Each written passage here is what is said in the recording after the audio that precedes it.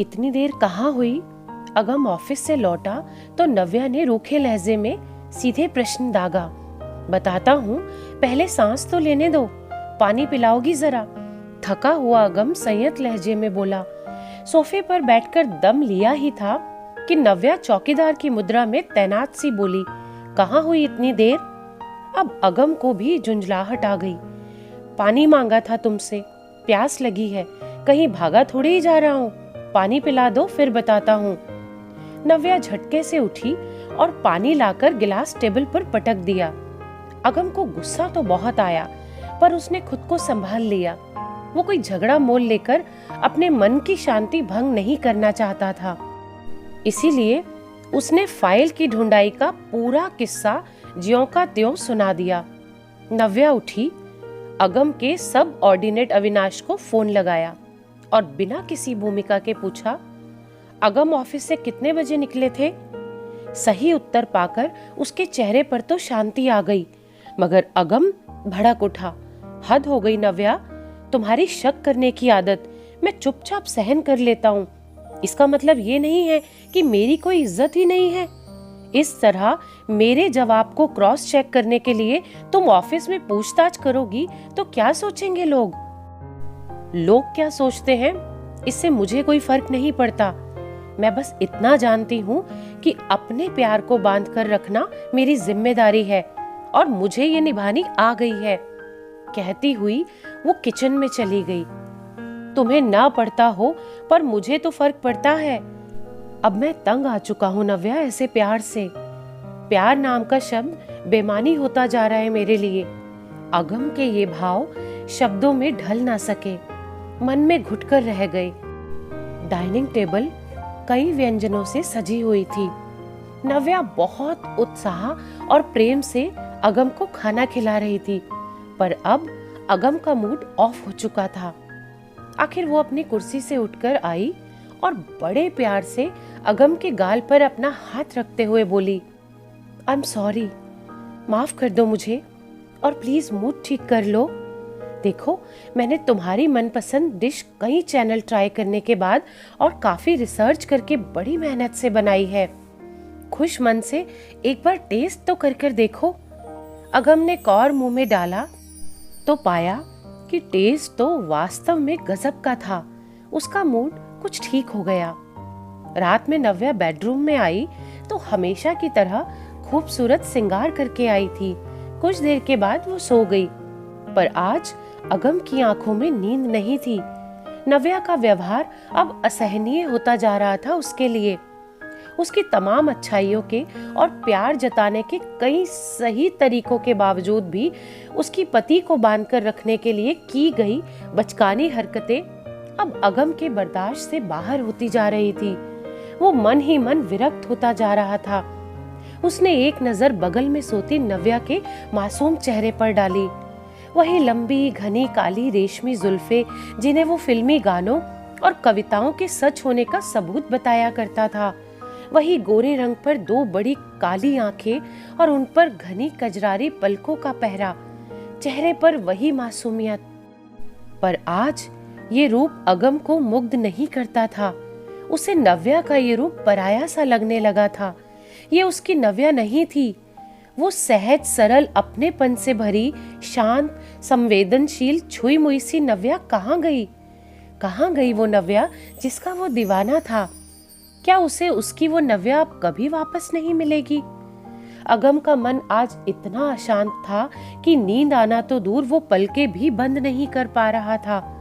वो उठकर drawing room में आकर टहलने लगा। अतीत उसके मन में हिलोरे ले रहा था। कब देखा था उसने पहली बार नव्या को? शगुना चाची की बेटी की शादी में।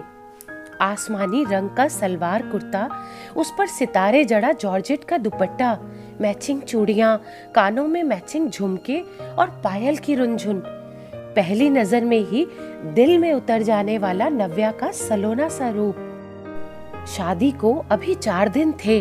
वो चाची के साथ कुछ सामान लाने घर के बाहर निकला। तभी एक ऑटो रुका। नव्या और उसकी माँ ऑटो से उतरी तो वो नव्या को एकटक देखता ही रह गया। लगा था जैसे फिल्मों की तरह स्लो मोशन में चलती हुई वो कदम दर कदम उसके दिल के तालाब में उतरती जा रही है। रूप का वो आकर्षण भले ही क्षणिक रहा, लेकिन अगले 5 दिनों में उसके मन से मुलाकात हुई तो मन का बंधन ऐसा बंधा कि नव्या कितनी सुघड़ है, नव्या कितनी समझदार है, नव्या कितनी सहनशील है, नव्या कितनी शांत है। सबकी जुबान पर उसकी तारीफ थी, सबकी जुबान पर बस एक ही नाम था। 16 साल की नव्या हाई स्कूल में थी और 18 साल का अगम इंटर में। कच्ची उम्र की पक्की दोस्ती ऐसी बंधी कि अगम को अपना जीवन किसी फिल्म की कहानी सा लगने लगा। पर छोटे शहर का माहौल और नव्या जैसी सीधी आज्ञाकारी लड़की उसकी हीरोइन थी। मिलने का एक ही जरिया था, वो था नव्या का घर, जहां वो किसी न किसी बहाने हफ्ते में 1-2 बार पहुंच ही जाता था। बड़ों की उपस्थिति में मिलना होता तो कभी दिल की कोई बात कहने का सवाल ही नहीं उठा। अगम मेधावी विद्यार्थी था, व्यवहार में शालीन था। नव्या की माँ की अनुभवी निगाहें सब समझती थी, इसीलिए न उसे घर आने से रोकती और ना ही आगे बढ़ने का अवसर देती। पर नियति ने कुछ और सोच रखा था। वो कुछ बनता इससे पहले नव्या के लिए हर एक तरह से लायक घर से रिश्ता आ गया। एक बेरोजगार के दिल का कोई मोल नहीं होता, ये अगम जानता था। फिर दोनों के प्रेम ने शब्दों का जामा भी तो नहीं पहना था कभी, तो कौन कहता और क्या कहता। नव्या ब्याह कर चली गई और अगम की प्यारी सी लव स्टोरी बनने की बजाय दर्द भरी कहानी बन गई। नव्या के बारे में सुनने को कान उत्सुक रहते। शुरू में तो सब अच्छा ही सुना, फिर पता चला कि उसके पति की पेरिस में पोस्टिंग हो गई है, पर वो नव्या को अपने साथ वहां पर नहीं ले जा रहा। फिर पता चला कि वहां उसके पति को किसी और से प्यार हो गया। और फिर कुछ समय बाद सुना कि नव्या को तलाक मिल गया। फिर अगम उसके घर गया। गुमसुम, उदास, खोई खोई नव्या फूट फूट कर रो पड़ी। अगम उसे देखता रहा, बस देखता ही रहा। अगम की अच्छी नौकरी लग गई थी। आजकल माँ का एक ही शौक रह गया था कि अगम को कोई लड़की पसंद करवा देना। एक दिन अगम ने माँ की सिलेक्ट की कई फोटो में सबसे ऊपर नव्या की फोटो रख दी। माँ को तो नव्या हमेशा से पसंद थी, उनकी सहानुभूति भी उसके साथ थी। सब लोग खुश हो गए, पर अगम सबसे ज्यादा खुश इसीलिए था कि अब वो अपने नव्या को जीवन की हर खुशी देगा। पर शादी के बाद उसने नव्या का एक नया ही रूप देखा, उसका असुरक्षा से भरा शक्की रूप। वो नव्या जिसे शादी से पहले इतने सालों में कभी किसी से ऊंची आवाज में बात तक करते नहीं सुना था, अब वो अक्सर इतनी हिंसक हो जाती कि पति की जासूसी की बचकानी हरकतें तक करने लगती।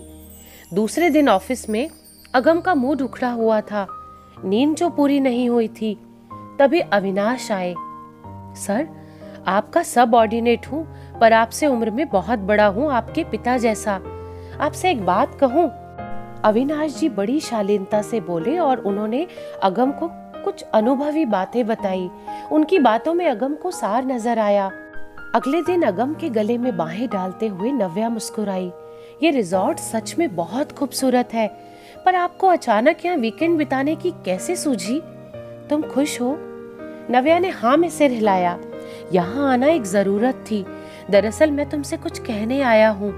अगम गंभीर हुआ तो नव्या की आंखों में असुरक्षा लौटने लगी। I love you. तभी अगम ने बड़े प्यार से नव्या का चेहरा अपने हाथों में लिया और बोला, आज से नहीं, जिस दिन तुम्हें पहली बार देखा तब से। तब कुछ कह नहीं पाया। अगम सालों का हाले दिल सुनाता रहा और नव्या मुक्त सी सुनती रही। लेकिन जब दूसरी बार मुझे मौका मिला तो यकीन मानो मैंने सिर्फ और सिर्फ प्यार के कारण तुमसे शादी के लिए कहा, पर शादी के बाद भी मैंने तुम्हें आई लव यू कभी नहीं बोला। ये मेरी गलती थी। अब नव्या फूट फूट कर रोने लगी। सच, मैं यही सुनना चाहती थी कि तुमने मुझसे शादी सहानुभूति नहीं बल्कि प्यार के कारण की है। उसने अपने जख्म खोलने शुरू किए। मैं वो शादी नहीं करना चाहती थी, पर मेरी मर्जी की कोई कीमत ही नहीं थी। फिर जब उसने मुझे छोड़ा तो सारे जमाने ने मुझे ही दोष दिया और कहा कि मैं इस काबिल ही नहीं थी कि अपने पति को बांध कर रख पाती। मगर जब तुमने मुझसे शादी करने की इच्छा जताई तो सबने यही कहा। और इसके आगे नव्या की हिचकियां बन गई। अगम ने उसे अपनी बाहों में कस लिया और खूब प्यार करने के बाद बोला कि तुमसे प्यार किया है मैंने, धीरे धीरे पनपने वाला सच्चा प्यार। और प्यार तो खुद में ही एक बंधन है, उसे बांधने की जरूरत नहीं है। केवल तुम्हारे रूप से ही नहीं, तुम्हारे मन से भी प्यार हुआ था मुझे। पर शादी के बाद मेरी पूरी नव्या मुझे मिली ही नहीं। मुझे मेरी पहले वाली नव्या वापस दे दो, बहुत तड़पा हूँ उसके लिए, यकीन मानो मैं जिंदगी भर। इसके बाद अगम की हिचकियां बन गई। आज हमारे मन मिले हैं और भ्रम मिटे हैं। पहली बार प्यार का इजहार मिला है मुझे। मैं अपनी गलती समझ गई हूँ। अब कभी मैं तुम पर शक नहीं करूंगी। ये कहकर नव्या रो पड़ी। अगम का मन अब नव्या के लिए बिल्कुल साफ हो चुका था। उसे नव्या से कोई गिला शिकवा नहीं था। उसने नव्या को कसकर अपने गले से लगा लिया और मन ही मन अविनाश जी का धन्यवाद करने लगा कि वो अविनाश जी ही थे जिन्होंने कल अगम को समझाया कि हर पत्नी बस इतना ही चाहती है कि दिन में एक बार ही सही, लेकिन किसी न किसी तरीके उसका पति उससे अपने प्यार का इजहार जरूर करे, चाहे वो उसकी तारीफ करके हो या उसके खाने की तारीफ करके या उसके कपड़ों की तारीफ करके या उसकी समझदारी की तारीफ करके या फिर सीधे शब्दों में ये कहकर कि मैं तुमसे प्यार करता हूँ।